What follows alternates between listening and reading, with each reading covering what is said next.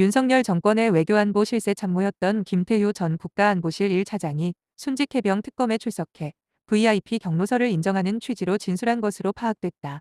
김 전 차장은 11일 오후 2시 50분께 서울 서초구 서초동 특검 사무실에 직권남용 권리행사 방해 혐의의 피의자 신분으로 출석해 7시간가량 조사를 받고서 오후 10시께 귀가했다.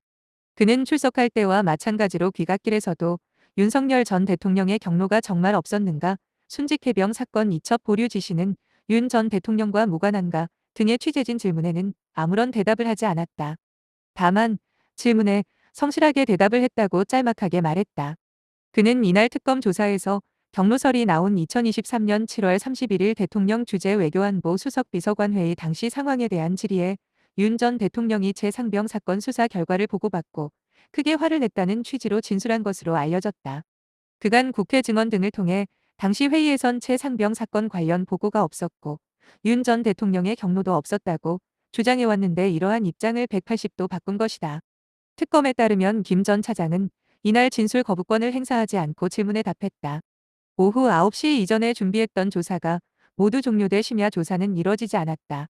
정민영 특검보는 김 전 차장에 대한 조사가 마무리된 뒤 수석비서관 회의 상황에 대해 주로 질문했으며 이후 사건 회수 등에 관여한 것이 있는지 등을 전반적으로 물어봤다고 밝혔다.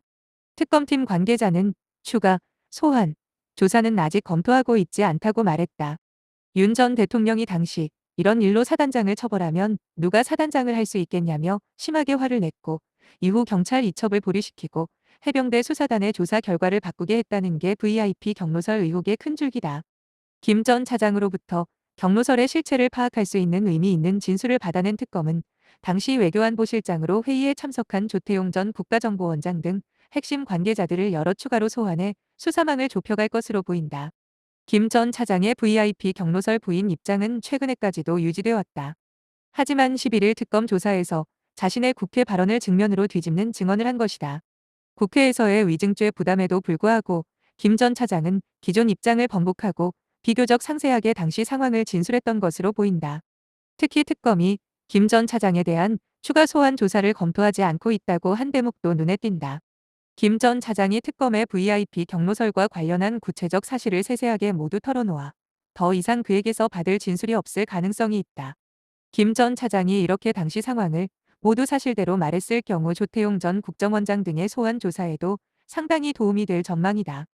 정치권에서는 김 전 차장이 기존 입장을 바꿔 경로설을 인정한 것에 대해 당연하다는 반응이 나온다.